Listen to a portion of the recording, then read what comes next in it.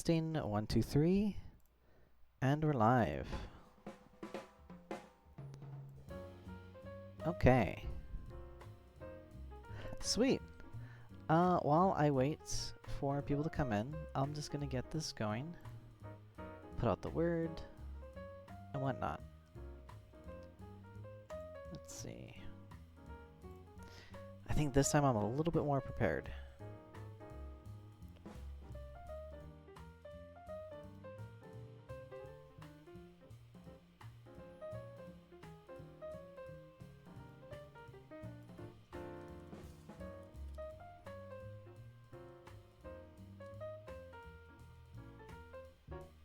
Oh, I forgot to press the button. Wow.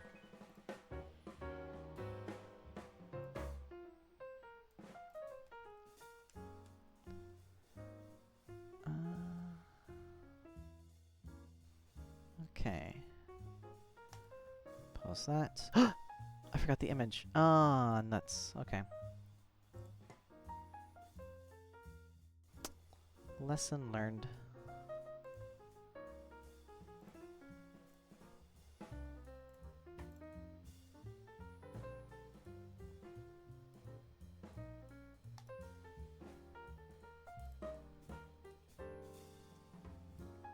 So again, sorry for the dead air.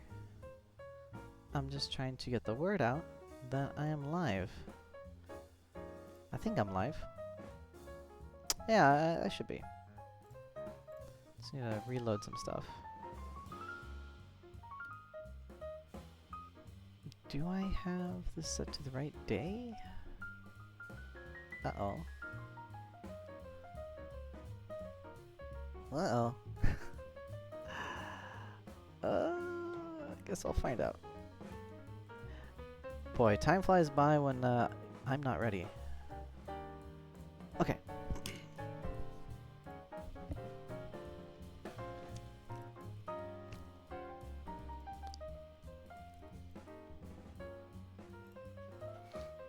So last week was 13.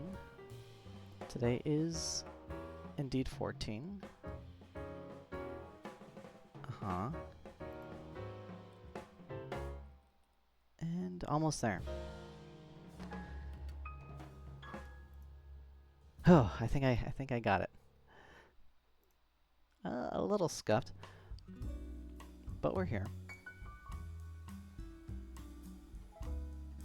5, 4, 3, 2, 1. And is the overlay working? Ah, there it is. Took a second to load in. Alright. So today, once again, is another wonderful day in Vtutor 8 for tutoring live. So again, if anyone wants help with tutoring or homework, please feel free to just say so in the chat. I think, once again, I was supposed to have a student scheduled to come today, but it didn't quite work out. But that's fine, right? Things happen, and it is a holiday, so I guess this would be my first holiday special. What is it? Veterans Day? Veterans Day. Happy Veterans Day. Holiday special for Vtutoring. And so, unfortunately, I don't have a veterans theme tutoring thing to do. Just saying. But I do have something that could be useful, and that is... Where is it? Communication. Okay. That's today's schedule. Communication. Yes. I totally knew that. Definitely wasn't a last-minute kind of decision.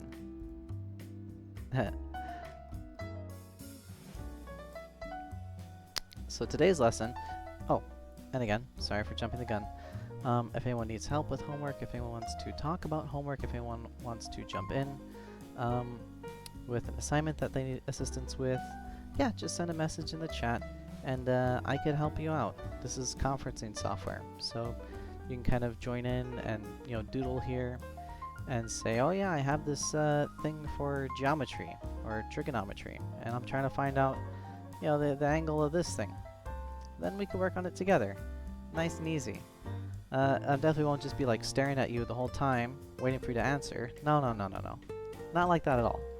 It's definitely a interactive, real kind of tutoring session that I'm offering here, if you want it. But if you don't, then that is why I have this plan B up my pocket of various lessons that could help. Previously we did things like money math, a basic overview on time management, the writing process, and all kind of stuff that I find to be really helpful, not just in school, but kind of in life too. And that's the thing, right? A lot of times we look at the things that we learn in school and think, well, why do I need to know this? Why is this important? And I think tutoring is one of those special things where it's not just teaching you so you can like learn to pass, but rather for you to understand its importance and be, you know, excited about learning and passing the stuff. Although some of it does have no relevance. But again, it depends on the chosen career, right? You're gonna have to know a lot of math stuff if you want to get into derivatives. Derivatives. But that's kind of helpful for things like business and I guess also stock markets. I hear that's all about derivatives. But today we're going to talk about something different, something a little outside the box. Because normally here is the math box that we work in, but we're gonna step outside of it here and go into communication.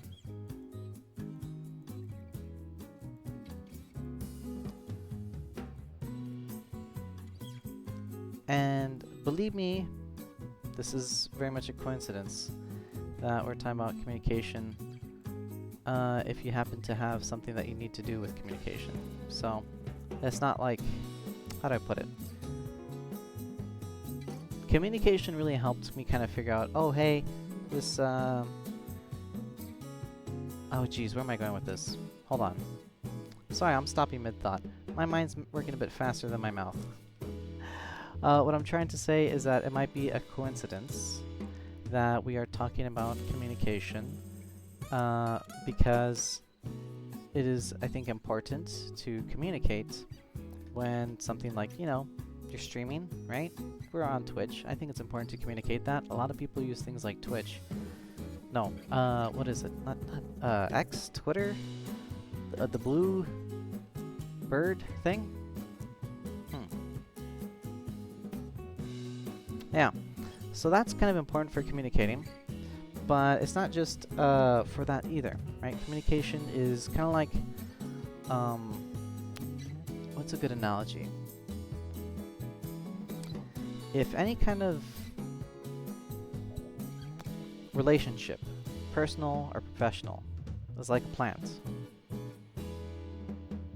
communication is like the water. It's important, right? You need enough so it can grow, but then you also don't want too much, because then it's gonna like drown the whole thing.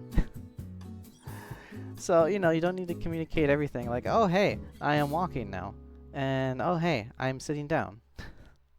No, you just need to do what you gotta do so you can get things done and work together.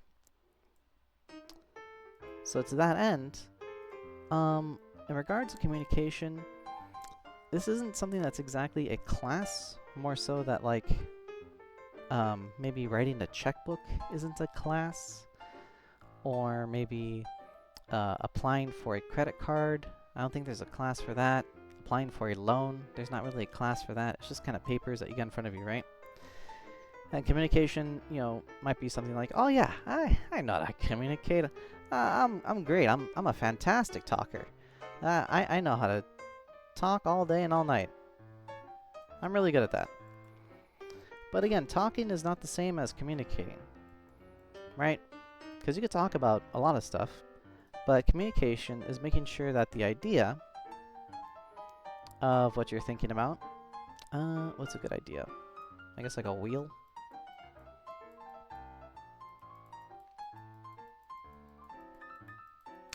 Is properly given. Oh, wrong way. I should move this a little bit more here.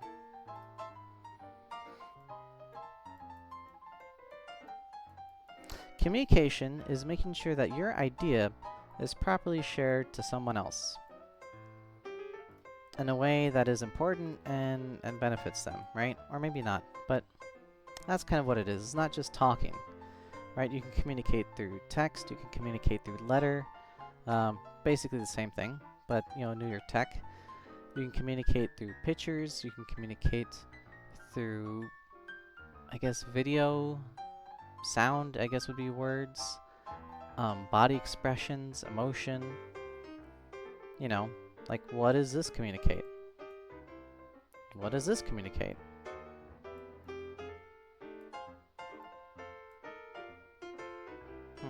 What does that communicate? Let me clean that up a bit. There we go. What does this communicate?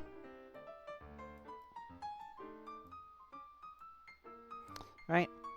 And so communication is, again, just bringing the idea from one place to another.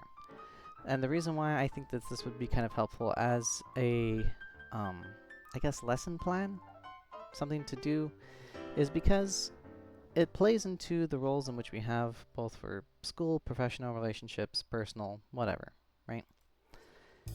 And naturally, because this is VTutor 8, not Sociology 8, then I will try to help bring that into the context of how you can use this to help you with school stuff. So, to that end, what if you have a paper that's due, right? And let's say, for example, you have an essay, and you just have a big "the," and then nothing else. It's just all blank. Like that one episode from SpongeBob. It's a classic. Right, what not to do at a stop sign. Now again, there's the all-nighter strategy, which I think a lot of people pull. But beforehand, and maybe even early on, some time before you get to that point, is to also communicate to the person that you're turning it into about the struggles that you have with this project. Now again, between different grade levels, there's different access to communication, right? If I don't think any kid's gonna watch this, but if that's the case, you can't really communicate to a teacher that effectively because they're seen as like a grown-up, right? Maybe if you're a high schooler, and if you've gotten in trouble enough, you just think, they're not that big of a deal. They're just grown-ups, right? And then when you are in like a college, especially community college, that's fantastic. Then you can kind of talk to them on equal terms, right? And so, to that end, in the younger years, you're kind of screwed. Sorry. No kid should be like watching, I think, Twitch for like school advice. They should probably just be listening to their teachers. But, I mean, if that's the case, if you have like a little brother or something, then them communicating, hey, I have like an essay and I don't know what to do, they're kind of out of luck because it's kind of more like a you have to do it this at this time, and we kind of lay it all out for you, right? For the older ones, though, you can talk to teachers, right? Maybe don't just say, I give up, I don't know what to do, but more along the lines of like, hey, I need help. I am not sure what to do for this essay, what not to do at a stop sign. And when you communicate that to a teacher, then they'll be like, oh, well, let's see. Let's go over the material, right? And again, I don't want to say like generally you'll have like an amazing teacher who will do that with you. It'll be like, I'm too busy, or you have plenty of time, don't think about it, or just write something, I don't care, right? You're failing anyways. That's all terrible. But what the idea is to kind of open yourself up to being able to communicate the struggle that you have academically to the person who's going to grade it. Because then that will help you succeed in the future, which is right here. So just kind of practicing, right? anything, anything small, right? Hey, I don't get this lesson. Can we go over this after school? Hey, is there like a tutor on campus? Hey, is there something that I could get help with? Just kind of being open to communicate anything that you can improve on, or things that you struggle with, maybe even during like lunch hours, just trying to reach out to the teacher, saying if there's something that you can do. By and large, will help you succeed. Maybe not in the way that you want, but in a way that can help you succeed in the practice of communicating that difficulty with your assignment. So I don't know what to do at a stop sign. There's so many things that you're not supposed to do at a stop sign, but I don't know what they are. Please help. Right? Just be honest about it. And again, it actually gets easier. The consequences, at least, when you're an adult. And in like community college or in like a four-year college. Because then you're kind of on equal footing with that person, right? They don't seem like a grown-up or that much older than you. And you could just, there might even be a teacher's aide who's your same age, or maybe even younger, if you're in like a graduate student. I don't know. But being able to just kind of reach out and communicate and say, I don't know what to do for this essay, I need help, will help, because then they could actually have office hours. More often than not, these teachers have office hours. They do want to help. They want to make sure you understand the material. They might give you more options. I have met so many educators that were at this level, this collegiate level, that were very flexible, that really wanted to work and wanted to see success. And it gets even better because once you go into the workforce and you still have any issues with your work, you know, it's one thing to just do the job and, you know, be quiet. But it's another thing to be inquisitive and to be like, hey, you know, I'm not sure if I'm doing this right. Can you double check, right? And again, depending on the career, you might get some blowback and say, oh yeah, you know, you should totally know how to do this. You're grown up.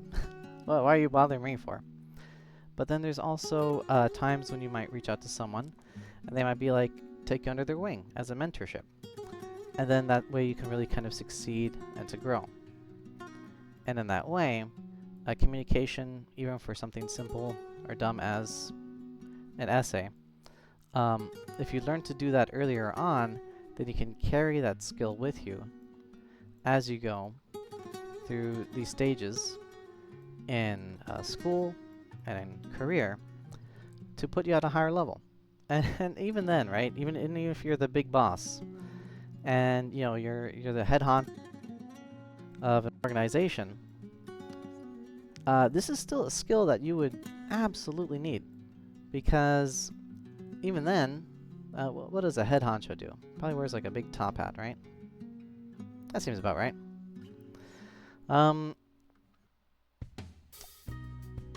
You would be reaching out to your subordinates, because you wouldn't be the person there on the ground knowing what's wrong and what's right with maybe I don't know, one of your restaurants. If you're like a franchise manager, you're not the guy there like looking over the logs. You just have to defer to them and say, hey, you know, what's going on? I don't know what's the situation. Please give me info, right? Because then that way you can make kind of a decision of how to proceed with how things are going over there. Because that openness to communication will help you out. And again, I know this might seem like a very basic skill to some, but to others, this can be kind of like, ah, man, I really don't want to have to talk to them. I really don't want to have to ask. I really don't want to have to stick my head out there. I really don't want to be seen as a teacher's pet. I don't want to this. I don't want to that. But all right, well, I mean, you don't have to. But then you won't get this. You won't get that. You won't get this either. Just saying. So, yes, you could have that crippling anxiety affect your ability to communicate and reach out, and say that, you know, not speak out that you're struggling, and you could try to just do it at the last minute and try to make it yourself. But that's going to make things a lot harder, because at some point you'll need that to find success, at the very least in a more work environment. So the earlier the better. Once you realize that people are just people, they're they're not out to get you. They're not gonna laugh at you. They're not gonna say, "Oh, you're dumb and you should know this." I mean, maybe. Oh, I've had that happen, but I mean, I've also had that not happen more often than not, and that brought those skills to be able to kind of reach out and communicate. So give it a shot. Give it a try. And again, just to reiterate, communication is like watering a plant, right? You want to do just enough to be able to get results. You don't want to have to say, "Hey, I did my problem. Is this the answer for this? Hey, what's the answer for this? Hey, can you help me with this thing that I'm supposed to be doing? Hey, can you help me with this thing that you showed me like 20 times before, even though I already know how to operate this machinery?" Yeah, no, that's gonna cause issues. You don't need to over communicate. Don't need to over ask. Just enough to kind of get your point through to get the help that you need to find your own independence and success. Just a bit. Now, also, the nice thing is that there's new technologies to kind of help with this communication, right? Because maybe there's times, you want to talk to someone and you want to explain something that's happening, but then they have this like really intense stare, right? And it kind of freaks you out. And you don't know like what they're thinking or feeling. You're just like, I don't know what to do here, right? Maybe it's a teacher, right? Maybe it's a coworker, stuff like that. Who knows? Well, hey, the wonders of technology is that you don't always have to deal with that. There's always texting, right? Get their number, send a message on the phone, and they can answer that way, right? If you're in a more formal work environment that has computers, you can send an email. That's always an option too, right? And so whatever kind of, I guess, worry or anxiety that you might have of communicating can be alleviated with these technology supplements, maybe even wholesale replacements if everyone's teleworking, to kind of help share ideas and explain things and get progress done, right? So then you don't have to worry about this sort of thing in the workplace.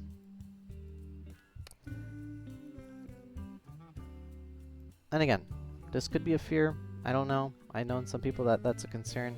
But the thing is that there are other options that you can look to for communication.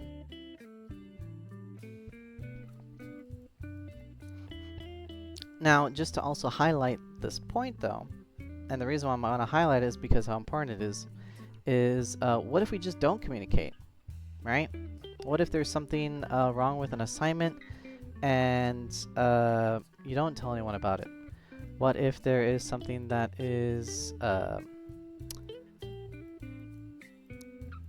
a good looking sun? Probably not.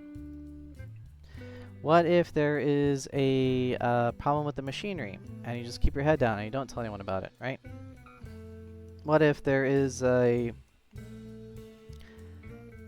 issue and you do not communicate clearly how to fix it or when it happened or as it's happening? Well, then you're missing up on the water part and you're kind of burning this little flower that is the relationship between your peers, superiors, coworkers, whatnot. If you're in a class and you do not communicate that you're struggling, then you're just going to get poor grades, right? You're going to get like D's. And I know there's a joke that can be made there, but let's just stick with this. You can get D's. And that's not good. If you are in maybe college and you don't communicate while you're struggling or while you're unable to attend classes and stuff, then you just might not pass. If you don't communicate in a work environment, issues you're having or issues with machinery or things like that, try to keep your head down a bit too much, or accidentally committing some kind of violation and you don't say something about it and then they catch you later, then you can get fired, if not fined. So what would that represent? Like a briefcase maybe? Fired? Yeah, and then if you commit, here, and you commit something like white-collar crime by not communicating, tax returns or other important documents, for the function of business to the government, then there's like jail. Not good. And again, this isn't like anything, someone says like, oh yeah, I'm gonna do this horrible thing. No, it's just the lack of communication that can cause this scenario. Similarly, maybe you should just probably tell someone, hey, there's an issue with something at work, and you don't even bother through email or phone messages. Again, someone could get fired for that. And that someone could be you if you do not communicate. Similarly, if someone doesn't communicate to you about that, then that's kind of more on them rather than on you. Kind of to make that clear distinction. And the reason why I bring this up is because communication isn't always about just a win-more situation. The lack of communication is also a lose-more situation, which is very unfortunate. I don't know if a specific example,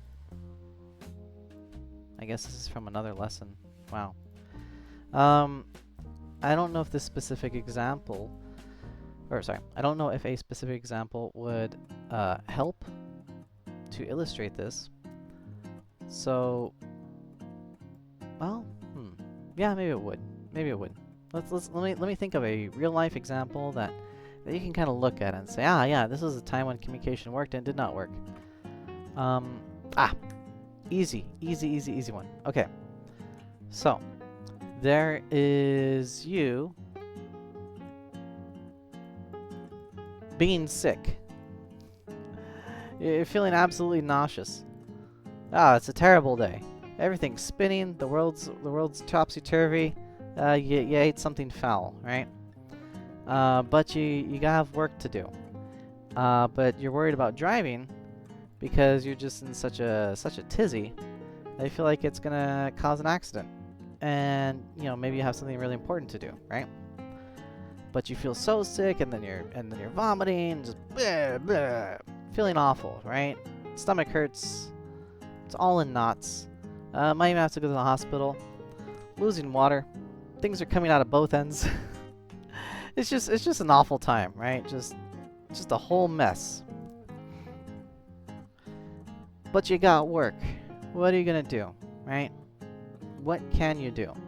And there's really three things that can happen, right? You can communicate, or you cannot communicate.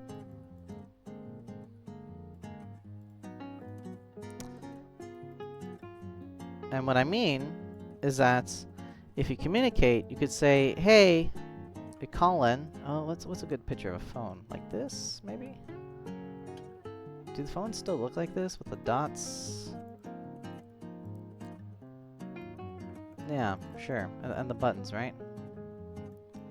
Yeah, you could communicate, phone up your boss and say, hey, I know today's really important, but I am sick. As a dog, I am ill. Things are terrible.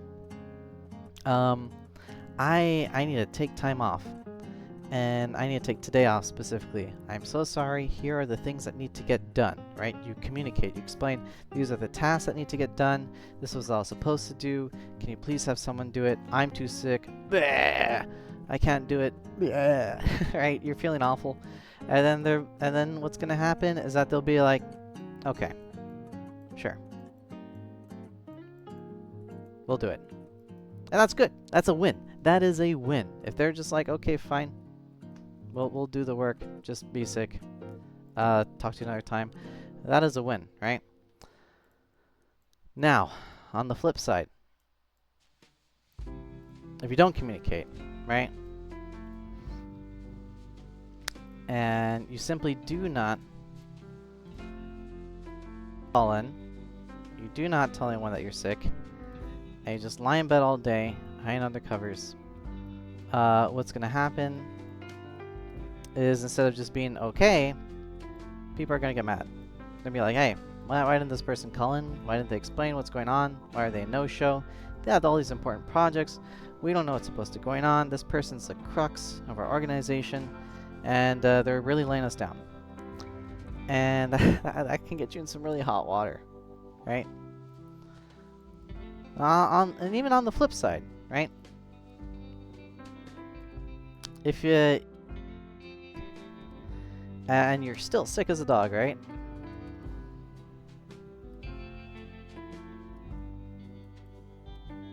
And you go all the way there, and you're vomiting on the way. You have a barf bucket because you're absolutely hell bent on making it to this presentation, right? And you don't care. Then what's important is still to communicate when you're there. Is just saying, hey, I'm here to work. I am tired. I'm not feeling good, but I'm gonna do the job. I might need some help.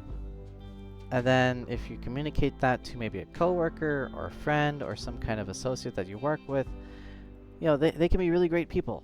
They'll be like, oh yeah, sure, I got your back, man. Don't sweat it. I have your back. We can work on this together. It's gonna be teamwork. You know, just whenever you gotta vomit, just go vomit. I'll cover for you when you gotta cover. Hey, do you need to take a break? You know, they can be really good people, right? Because they're on your level. They know the struggle.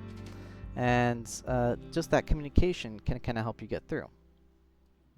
Whereas, again, on the flip side, and you're feeling sick, world's spinning, and when you get there, you're still sick, right? But the problem is that you don't communicate. You don't tell your coworkers, hey, I'm sick. Hey, I'm not feeling good. Hey, I need a lot of breaks. I need to lie down or whatever. You're just disappearing. You are on your shifts, but you're leaving to use a bathroom for very long periods of time. You're throwing up. You're fumbling your job. You're not telling anyone anything.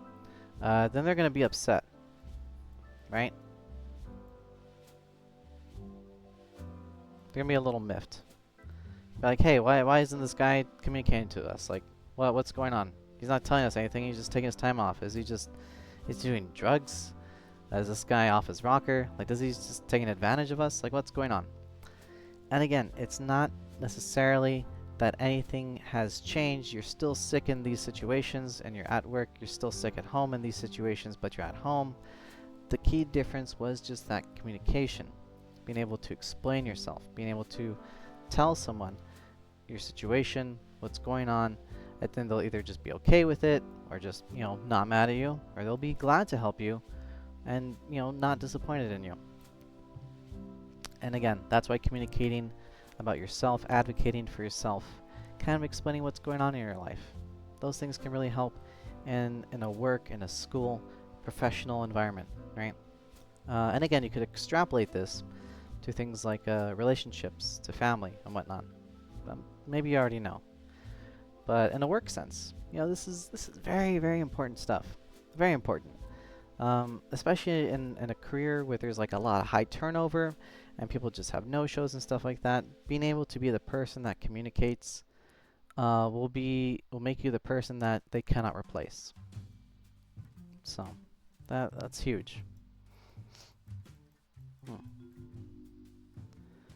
And then, oh, sorry. Let me check something really quick. Nope. Okay, we're still good. Still good on time. Sorry about the flickering. So again, now ways to communicate. There's also like a certain rule. There's like a certain finesse, right? And it's going to be hard to kind of illustrate with drawings. But beyond just, you know, communicating to just say the words, there's also the way in which you say them, how you say them. That can kind of create different feelings on how it's shared, right? So say, for example, the phrase, this is going to sound so silly. I'm hungry, right?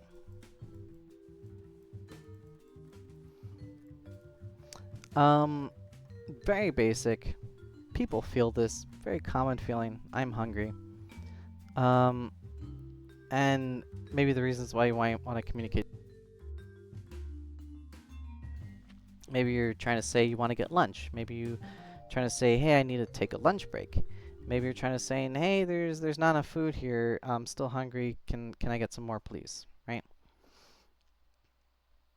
And there's a little bit of nuances in how you say it, right? And again, just by drawing like maybe, oh geez, how did I do this? I'm trying to do it with doodles, so it's a little tricky. So let me copy.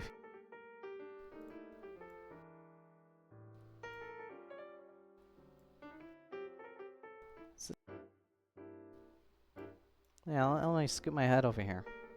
There we go. Alright, so I'm hungry, right? If we just say it with a neutral expression, then that is more of a statement, right? But there also has to be purpose to it. You could tell everyone in the world that you're hungry, but it doesn't really matter unless there's like someone that can really do something about it, right? You could talk to a dog and say, hey, I'm hungry. Talk to a wall. I'm hungry. Talk to the floor. I'm hungry. But that doesn't really convey what can be done about it, right? Maybe you want to use something like manners, say like, hey, I'm hungry. Is there something I can do? But that kind of leans more towards begging. If you do it randomly in an open space, right? If you tell it to maybe someone that can do something about it, like I don't know, I guess a parent? Mom, Dad, I'm hungry. yeah, they'll probably do something about it. Maybe not to a waitress, right? Or to a coworker. But, where am I going with this? I know there's a point. What was the point? Oh yeah, the point was that when you communicate, it's not just to state the idea, but it's also to state it with a goal in mind. Right, so actually let me scoot over from the expression chart, because this is something separate. And so communicating an idea of what does hunger look like? Maybe like an empty plate? Does that look like an empty plate? No, not really. How about an empty can? Is that like an empty can? Alright, whatever. The idea of being hungry, how can you go about saying it? And in what situations and in what ways? There has to be nuance and there has to be purpose. To someone at a restaurant who's going to take your order, you don't have to say I'm hungry. They know why you're there. You're probably not at a restaurant to get like your shoes shined. You're not at a restaurant to you know, do their taxes for them. You're there to eat. So you don't have to tell them I'm hungry. Just by being in that space at that time, talking to that person, it is implied that you're hungry.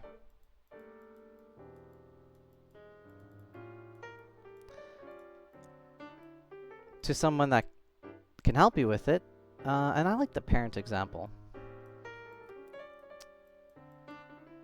Right? And what's a parent look like? Big mustache. Does that look like a mustache? It's like boogers. Oh well. So to a parent, you know, it's kind of almost all that you have to say, right? Hey, I'm hungry. But you could also say, what is there to eat? May I have something to eat, please? Is there any food at the house? Could we go out for dinner together? Stuff like that. And that, you know, maybe it's sufficient enough, but you kind of want to expand and use manners, right?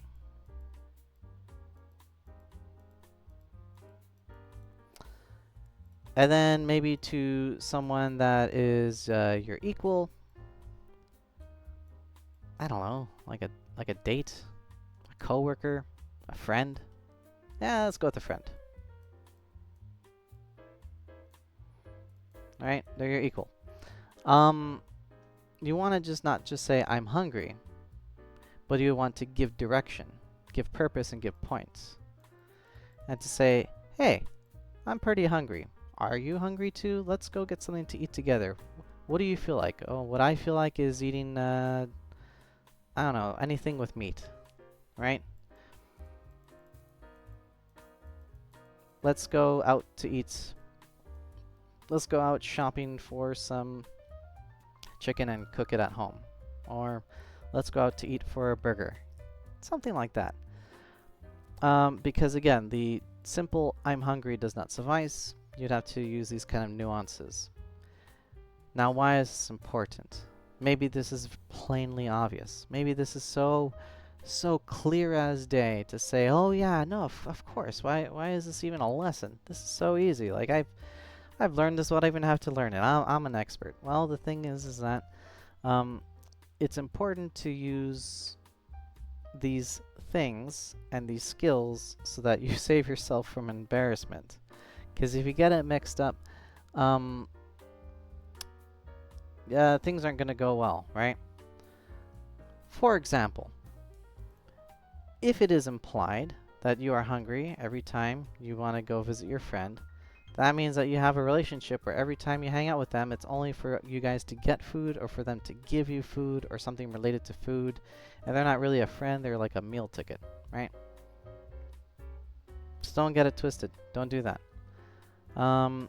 If it is something where you just have to use manners and you're just there to ask for food, please, and it's just someone there to serve you, then that's not really a kind of a restaurant or, parent-child relationship. That's more like you're at a food shelter and you just say, hey, I'm hungry, can I please get some grub? And then they kind of serve you like a soup kitchen, right? So if you use that in the wrong place, might seem like the same thing, please, thank you, right? But if you kind of direct it without explaining, what can you do, how much does it cost or anything like that, then that's kind of something you do more at a soup kitchen, or expect at a soup kitchen, or someone might feel like they are your soup kitchen. And that's the thing, right? Because communication isn't about getting your ideas across so much as them picking up on your ideas. As an example, if you have a ball and you throw it, does this ball somehow change in midair when someone receives it and becomes like a soccer ball? No, wait, that's a basketball. Does it become a basketball when you're throwing a soccer ball, right? And you think, wow, that's a crazy, silly example. How can that ever happen? Well, that kind of thing can happen is with the communication of ideas because they're non-tangible things. They are kind of ideas and expressions and words that maybe what you meant to say, what you meant to communicate, and what you're trying to do can get lost in the sauce, and someone else receives it in a totally different way, maybe even in the wrong way, or maybe even in a better way sometimes. And so kind of understanding the implications, the way in which you say things, and how you say it to people can change what it means. And I see this a lot in people that kind of have trouble trouble making friends. Because how do I put this? I'm friends with people who have trouble making other friends, sometimes. And some of the things that I kind of pick up what they're putting down is that they're trying to throw me a soccer ball of an idea, and then to the lay person, it might come as a basketball. But then to me, I'm like, oh no, wait, let's give them the benefit of the doubt. Did you mean to say this? Oh yeah, okay, so this is actually supposed to be a soccer ball of an idea. That sort of thing, right? And again, it's all the way that someone communicates.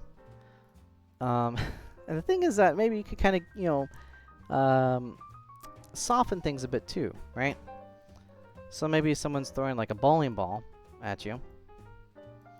But then also depending on the way you take it and the way you receive it, it could be like a soft little, I don't know, like a plushy pillow ball, right? Of an idea. Maybe they're trying to be like snide or mean or snarky. But then if you just answer kind of honestly and clearly, then they'll be like, oh, crap. I guess I was wrong. A more specific example. Actually, this happened recently. How do I put this? I was meeting someone for the first time, and they have not met me, but they've only heard of me. And they've heard of me from someone else who I don't think particularly likes me. And so this third party, right, approached me and said, "Oh, hey, I was under the impression that you didn't want to have to do anything with me. Like, why are you here?" Right, that was a bit of a bowling ball of an idea. I'm like, "Oh, no, actually, I guess I never got to talk to you before. But yeah, no, I actually did want to be here and I wanted to meet you and, you know, thank you for meeting with me. I really appreciate our time. Yeah, I just wanted to sit and learn. Is that okay? And, you know, if there's any problems, please let me know." And by using that kind of politeness and those manners, it kind of became a softball, but not just to me, but then by using that, it circled back to her, or maybe she was trying to throw a bowling ball and wanted to kind of just, you know, throw those bowling balls at each other to try to hurt each other, right? To make it seem like as if there's a, that I was the bad guy. I wanted to kind of clarify things in that sense, saying, no, I don't want to fight. I'm not trying to bring any of that drama. I'm just trying to be here to sit and learn. You know, just no. And, you know, if I'm not supposed to be here, let me know too, and I'll just go, right? And give her the pillow back. And what happened in that situation is that this person was shocked. They're like, "Oh, wow, you're actually super chill. I'm sorry." and then they're really nice. And so that's kind of the thing about communication and language, is that it can be purposefully or accidentally, you know, a little hard, a little harsh, of a bowling ball. But again, you don't have to take it that way. It's not that you're necessarily ignoring that, but it's more clarifying about your ideas and what you had in mind, and sharing that back towards the other person. And then when you share that correctly in a way that they can understand, then they can understand where you're coming from, and then everything works more peacefully together. I think that was a nice example. I like to think I handled that pretty well. You know, not the kind of a we're the best friends kind of way, hanging out all together all the time, but more just like, you know, we're not trying to grief each other. We're not trying to fight. I'm just trying to be here to learn. And working backwards from this, of ideas transforming in transit when someone else hears it and being shared the wrong way. The way in which you say things without any additional context or clarifications or explanations can also shift, you know, the way that someone treats you. Because again, let's say for example, if you use excessive manners with someone that's like your friend, right? It's like, "Oh, hey, yes, I will absolutely do anything you want. I bow to you. I'll give you my first child if you'll just let me, if you'll just cover my break. Please, I beg of you. You are the greatest. You're the king. Oh, man, I love you. You're the boss." And they're just like in the same like low-level janitorial sweeping up shit on the floor position you are. You're just like, okay. I mean, chill, dude. We're on the same footing here. Yeah, I'm not like King Poop Sweeper. We're doing the same job. I'll just cover your break. Don't worry about it. Come back later, right? So yeah, there's no need to kind of go ham with that. And then going backwards from that idea, now there's also the way in which you communicate those ideas, not just with your words, but through your physical expressions too. Now what I like to think is that, oh wait, oh shoot. Nope, we're still good. Oh, thank goodness. Okay. Sorry if there's any flickering there. Just had Alt-Tab. Something that's important to do is to also use, how do I describe it? Non-verbal communication. You can YouTube this, right? It's fascinating stuff. It's brilliant.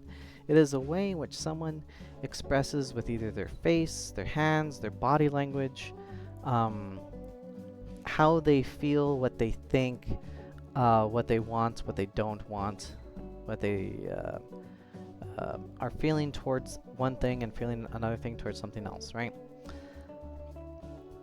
And again, I would recommend just doing your own reading on it, or actually watching on it. I think YouTube, again, is fantastic for this kind of thing, because it is literally a visual medium that shows body language and how it can be interpreted. But you know, as a doodle example, I'll just try to work with what I got. let's see. What's another example? I'm hungry like this. I'm hungry like this. Right? I'm hungry like this.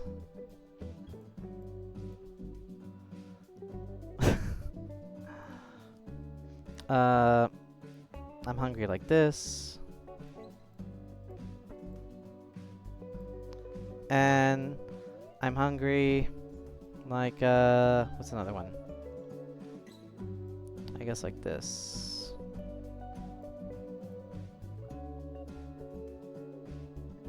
Alright, so the first one is just kind of a standard, normal, I'm hungry, right?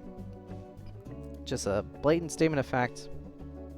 Hopefully you can communicate more so that something can actually be done about it and not just you're looking at the wall and saying I'm hungry. But maybe if you want to communicate, let's give context. Let's say you're saying this to a friend, right? You say I'm hungry. And you look at them and you're like, alright, cool. I'm hungry too. Let's go get something to eat, right? There it is, right? But then someone looks at you with like a really kind of hungry face and they're just like drilling. It's like, oh my god, I'm hungry, right? And you're just like, oh shit, dude, you're drilling. Yeah, let's get something to eat. Holy fuck, you're oh, sorry. Language. Oh my goodness, you're starving. Please, let's go get something to eat. So then you guys go do that, right? But then, if your buddy reaches out to you and says, I'm hungry, and they're mean and angry and they're mad, and this is what's also known, I guess, as hangry. And again, depending on the level of friendship you have, some of it may be acceptable, some of it may not be acceptable. You know, understand your own boundaries and what you can work with. What kind of friend is this, right? Is it someone that's always angry about this sort of thing? Or is it someone that's just unusually angry about being hungry? Maybe it's a new medication or something, or maybe they're just a jerk. Right? You gotta kind of categorize them in that way to kind of figure out where your friendship lies, truly. But if someone's gonna come at you angry and talking about being hungry, you know, pay attention to it, but you know, try to help them through that. But also, you know, don't be there like a. If they're gonna be a mad dog about it, don't be their caretaker, man. All right, and if this friend you've known for years kind of looks at you with a wink and a smile and says, "Hey, I'm hungry," yeah, that's kind of weird. You think that they might be implying something different, and you might want to clear the air as soon as you can, because you know, maybe they mean something more, or maybe they just have like a weird twitch and sand in their eyes. If your friend is sleepy and they're saying, I'm hungry, right? Maybe they're just tired. Maybe they're bored. Maybe the thing that you're doing now is not to their liking, and they just would rather eat than do whatever it is that's happening now, right? Because they don't look particularly hungry. They just look bored more than anything. And then if your friend comes to you and they're not just, you know, really hungry, but they're crying and in tears, just say, I'm so hungry. then you know that maybe something else is more there too there, where either they're starving or maybe they're just sad about something and they just want to cope with eating. I don't know. You have to know your friend to know that. But the point is that each of these things, as simple as facial expressions, can communicate to the person different ideas of what hunger means to them, how they handle it, and what you can do about it. And on the flip side, right, be aware of your own facial expressions and how you handle these things, right? Are you the person that gets hangry all the time with everyone that you know? Are you the person that just kind of eats when they're bored? Are you the person that's like only eats when they're absolutely starving? You know, whatever kind of habits that you have, you cannot control other people and how they feel and how they act towards this sort of thing, like hunger, but you can control yourself. You can do that. You can absolutely take the time, in a weird way, to kind of focus and realize and reflect how you feel about the thing that you're trying to communicate. And when you realize that you're communicating it in maybe an inappropriate or the wrong way, then you can work towards communicating that in a better way. Because that's the funny thing about communication is that, you know, even in these examples about the balls, you can't control what's being thrown at you, but you can control what you're throwing out, right? So, and you can also maybe to some degree control how you take it too. If you have thick enough skin, oh yeah, you can take even like a spiky ball, if you have thick skin with any kind of communication, right? Ah, yeah, it's just a joke. Ah, we're just having a good time. But I mean, not just being dismissive, but also, being able to take harsh criticism and be like, okay, I see, I understand. All right, now this is what I can do better for you. That sort of thing, right? And then also you can control how you give things out and how you throw it back to someone. But you cannot control how it's given towards you.